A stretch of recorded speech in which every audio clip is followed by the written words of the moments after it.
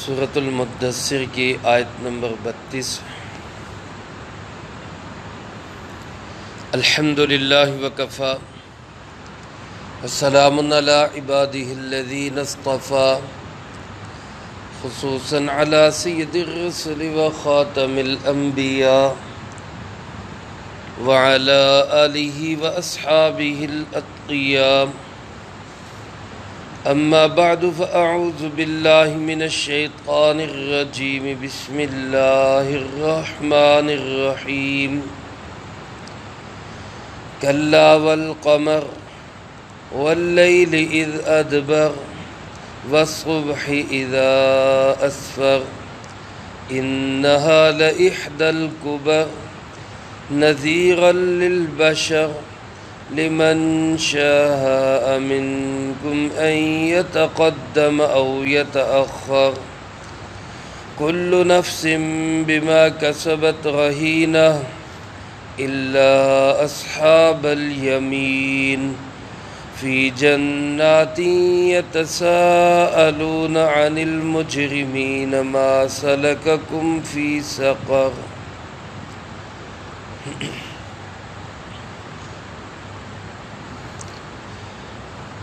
ان آیات مبارکہ میں اللہ رب العالمین نے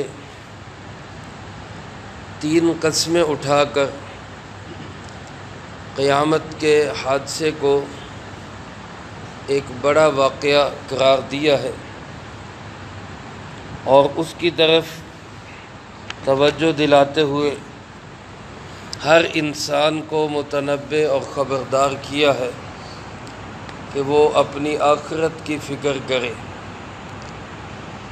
اللہ پاک ارشاد فرماتے کلا والقمر، کلا سابق مضمون کی نفی کے لیے ہے کہ جو تم سمجھ رہے ہو کہ قیامت نہیں آئے گی یا کوئی قیامت نہیں، یا قیامت اگر آئی بھی تو کفار و مشرکین کہتے تھے ہمیں پھر بھی اچھے حالات ہی میسر آئیں گے، اللہ پاک فرماتے ہیں ہرگز نہیں، ایسا نہیں ہوگا، بلکہ فرمایا والقمر، قسم ہے چاند کی، واللیل اذ ادبر، اور قسم ہے رات کی جب وہ چلی جائے، والصبح اذا اسفر، اور قسم ہے صبح کی جب وہ روشن ہو جائے۔ علماء فرماتے کہ یہ تین قسمیں اٹھا کر اس طرف بھی اشارہ کیا گیا کہ جیسے چاند ابتدا میں بالکل باریک اور چھوٹا سا ہوتا ہے اور کمزور سمجھا جاتا ہے، پھر رفتہ رفتہ وہ بڑھتے بڑھتے بدر کامل بن جاتا ہے، 14ویں کا چاند بن جاتا ہے۔ اسی طرح اگر آج میرے محبوب جناب محمد کریم صلی اللہ علیہ وسلم کو اور آپ کے ساتھیوں کو کمزور سمجھ رہے ہو، تھوڑے سے ہے، تو ایک وقت آئے گا کہ یہ اسلام اور یہ دین اور یہ شریعت یہ اپنے پورے عروج پہ ہوگا اور 14ویں کے چاند کی طرح چمکے گا۔ اور فرمایا والصبح اذا اسفر واللیل اذا ادبر، قسم ہے رات کی جب وہ چلی جائے، تو اس میں اشارہ اس بات کی طرف کہ کفر اور شرک کے گھٹا ٹوپ اندھیرے جو چاروں طرف چھائے ہوئے ہیں، یوں محسوس ہوتا ہے کہ جیسے یہ کفر اور شرک اور ضلالت و گمراہی اب کبھی ختم نہیں ہوگی، تو یوں سمجھو کہ جیسے تاریک رات ایک نہ ایک وقت چلی جاتی ہے، ختم ہو جاتی ہے، تو اسی طرح یہ کفر اور شرک کے اندھیرے بھی ایک نہ ایک دن چھٹ جائیں گے۔ والصبح اذا اسفر، اور قسم ہے صبح کی جب وہ روشن ہو جائے، جس طرح تاریک رات کے بعد صبح کا اجالا ہوتا ہے، اسی طرح کفر اور شرک ضلالت و گمراہی کے اندھیروں کے بعد توحید و سنت کا اجالا بھی ہوگا۔ یہ ضروری ہے اور یہ ہو کے رہے گا۔ یعنی یوں سمجھ لیں جیسے دنیا کے اندر رات کے جانے سے اور دن کے آنے سے ایک انقلاب برپا ہوتا ہے، اسی طرح جب صفات والے، اعمال والے، اخلاق والے، توحید والے آئیں گے تو پھر دنیا کے اندر بھی ایک انقلاب برپا ہوگا۔ ان 3 قسموں کے بعد اللہ پاک ارشاد فرماتے ہیں انہا لإحدی الکبر، یقیناً کوئی شک نہیں، پکی بات ہے، یہ بڑی باتوں میں سے ایک بات ہے۔ کبر علماء نے لکھا ہے کبرا کی جمع ہے، اور کبرا کہتے کسی بڑے واقعے اور حادثے کو۔ فرمایا جو بڑے بڑے حوادث ہیں، بڑے بڑے واقعات ہیں، ان میں سے یقیناً ایک واقعہ یہ بھی ہے۔ یہ کون سا؟ بعض علماء فرماتے کہ اس سے مراد جہنم ہے۔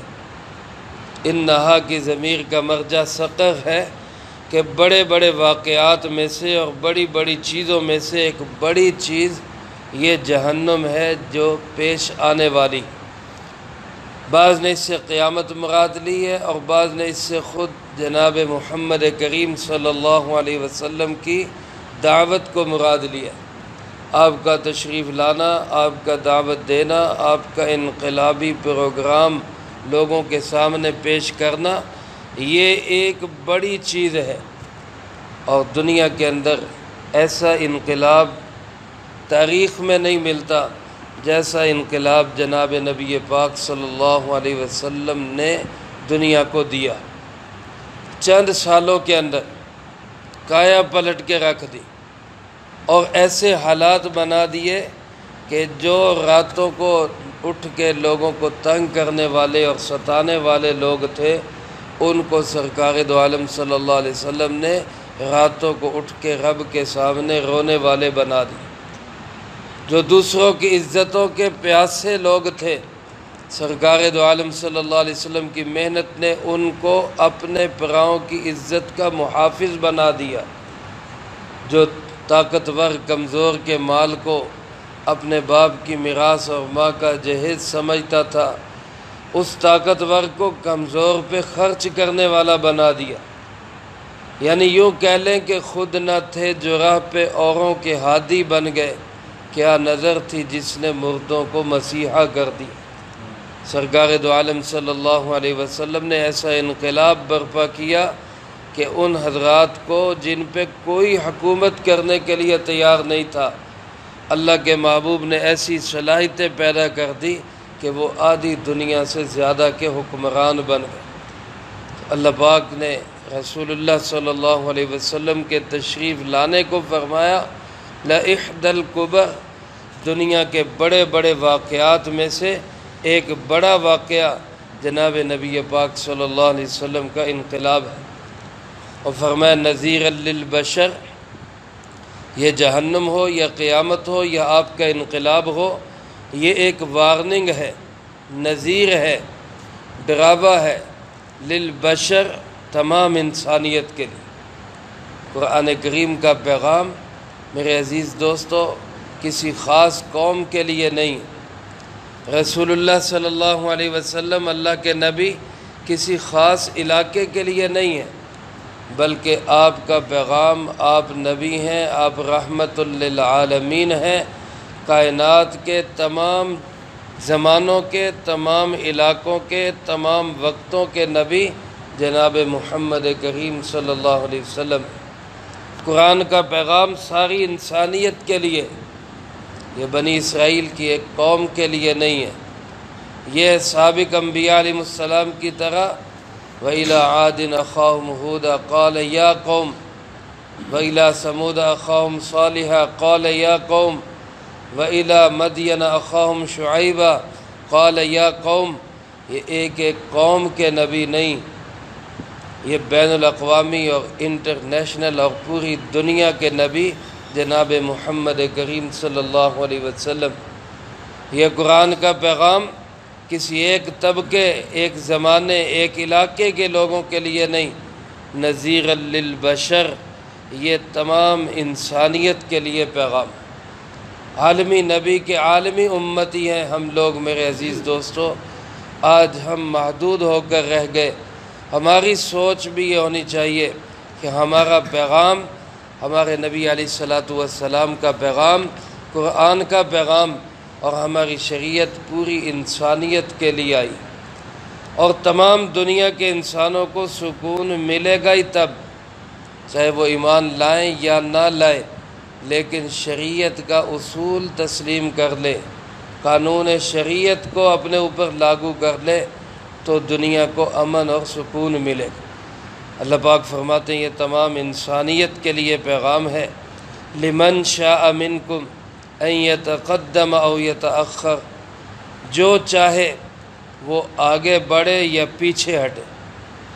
آگے بڑھنے والے جنت کی طرف جانے والے، پیچھے ہٹنے والے جہنم کی طرف جانے والے، یعنی ماننے والے نہ ماننے والے سب کے لیے پیغام۔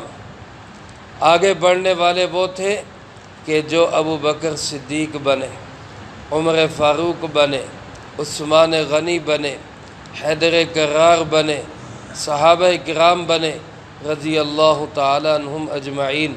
یہ یتقدم آگے بڑھنے والے، اور پیچھے ہٹنے والے ابو لہب ہے، ابو جہل ہے، عتبہ ہے، شیبہ ہے، بڑے بڑے سردار ہیں قریش کے، لیکن وہ پیچھے ہٹے، اللہ نے ان کو پیچھے ہی ہٹا دیا، جہنم کی گہرائیوں میں گرے جا کے۔ اس لیے فرمایا یہ پیغام تو کھلا ہے، یہ داستان تو سب کے لیے ہے، جو آگے بڑھنا چاہے آگے بڑھے، جو پیچھے ہٹنا چاہے پیچھے ہٹے۔ فرمایا کل نفس بما کسبت رہینہ، ہر نفس، ہر انسان اپنی کمائی میں پھنسا ہوا ہے۔ رہینہ مرہونہ چیز کو کہا جاتا ہے۔ جب کوئی آدمی کسی چیز کے پاس، کسی شخص کے پاس کوئی چیز گروی رکھ دے، رہن رکھ دے کہ بھئی میری یہ چیز رکھ لے، مجھے اتنا ادھار دے دے، جب میں آپ کے پاس پیسے واپس کروں گا تو اپنی چیز لے لوں گا، اس کو کہتے رہن رکھنا، مرہونہ، گروی رکھی ہوئی چیز۔ یہ چیز پھنسی رہتی ہے جب تک قرضہ نہیں اتارا جاتا۔ اللہ پاک فرماتے ہیں کہ انسان بھی، ہر انسان وہ اپنے اعمال میں پھنسا ہوا ہے۔ انسان جو بھی اچھا یا برا عمل کرتا ہے، امام شاہ ولی اللہ رحمۃ اللہ علیہ فرماتے ہیں وہ اس کے جسم سے نکل کر اوپر کی طرف جاتا ہے۔ اچھا عمل ہو تب بھی، برا ہو تب بھی، اور پھر اوپر سے وہ عمل واپس آ کے پھر اس کے دامن سے چمٹ جاتا ہے۔ اچھا عمل ہے تو اس کے دامن سے چمٹ کر اس کو جنت تک لے جائے گا، اور برا عمل ہے تو اس کے دامن سے چمٹ کر اس کو جہنم تک لے جائے گا۔ اس لیے فرمایا کہ ہر انسان جو ہے وہ اپنے کرتوتوں اور اپنے کمائی اور اپنے اعمال کے اندر رہینہ پھنسا ہوا ہے۔ جب تک وہ اپنے اعمال کا جواب نہیں دے لے گا وہ وہاں سے ہٹ نہیں سکتا۔ الا اصحاب الیمین، فرمایا سوائے ان کے جو دائیں طرف والے۔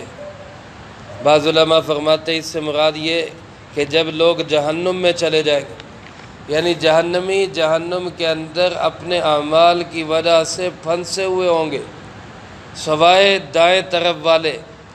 ظاہر ہے دائیں طرف والے وہ جن کو نامہ اعمال دائیں ہاتھ میں ملے گا۔ اس میں عام ایمان والے بھی داخل ہیں اور مقربین بھی داخل ہیں، بہت اعلیٰ درجے والے بھی۔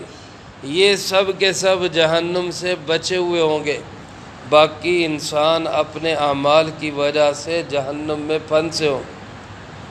یہ بعض حضرات فرماتے یہ جہنم سے پہلے کا منظر ہے کہ ہر کوئی اپنے اپنے اعمال کے حساب کے لیے پھنسا ہوا ہوگا، سوائے دائیں طرف والوں کے۔ تو پھر دائیں طرف والوں سے مراد وہ مقربین یا وہ لوگ ہیں جو بغیر حساب کتاب کے جنت میں جائیں گے، یا وہ معصوم بچے ہیں جو بچے ہوئے ہیں۔ زیادہ تر مفسرین کرام فرماتے ہیں کہ اس سے مراد جہنم کے بعد کے حالات ہیں، کہ جب لوگ جہنم میں چلے جائیں گے تو وہاں بچیں گے صرف وہی جو دائیں طرف والے، جن کو نامہ اعمال دائیں ہاتھ میں ملے گا، جن کو آدم علیہ السلام نے اپنے دائیں طرف پشت پہ ہاتھ مار کے نکالا، اور ایک بڑی انسانیت دائیں طرف پیدا ہوئی، جن کو نامہ اعمال دائیں طرف ملے گا، جو اللہ کے عرش کے دائیں طرف ہوں گے۔ اللہ مجھے آپ کو بھی ان میں شامل فرما دے۔ فرمایا یہ جو دائیں طرف والے ہوں گے یہی بچے ہوئے ہوں گے، فی جنات یتساءلون، اور یہ اپنے باغات کے اندر اعلیٰ درجے میں اوپر جنات میں بیٹھے ہوئے سوال کریں گے۔ یتساءلون، سوال کریں گے، کس سے سوال کریں گے؟ عن المجرمین، مجرموں سے سوال کریں گے۔ وہ جنت کے اعلیٰ درجوں میں بیٹھے ہوئے، درمیان میں اللہ کنیکشن قائم کریں گے۔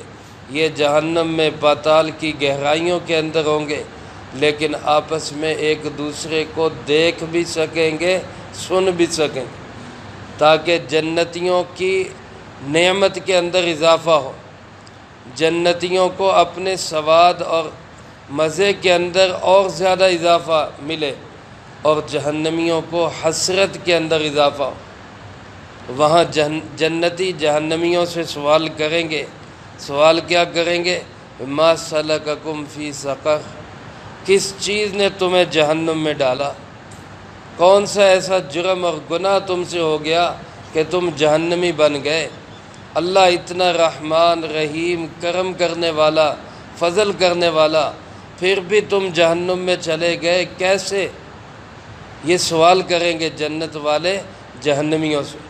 تو وہ اس کے جواب میں کیا کہیں گے، اس کا تذکرہ اللہ پاک نے اگلی آیات میں کیا ہے، وہ انشاءاللہ اگلی فرصت میں آئے گا۔ اللہ پاک سے دعا ہے اللہ مجھے آپ کو سب کو قرآن و سنت کی صحیح سمجھ نصیب فرمائے، اور اس پہ عمل کر کے دوسروں تک پہنچانے کی توفیق عطا فرمائے۔ اللہم انت السلام ومنک السلام، تبارکت ربنا وتعالیت یا ذا الجلال والاکرام۔ اللہم اعنا علی ذکرک وشکرک وحسن عبادتک۔ اللہم احسن عاقبتنا فی الامور کلہا واجرنا من خزی الدنیا وعذاب الآخرہ۔ اللہم واقیتا کواقیت الولید، اللہم استر عوراتنا وآمن روعاتنا۔ اللہم انا نجعلک فی نحورہم ونعوذ بک من شرورہم۔ اللہم اکفنا بحلالک عن حرامک واغننا بفضلک عمن سواک۔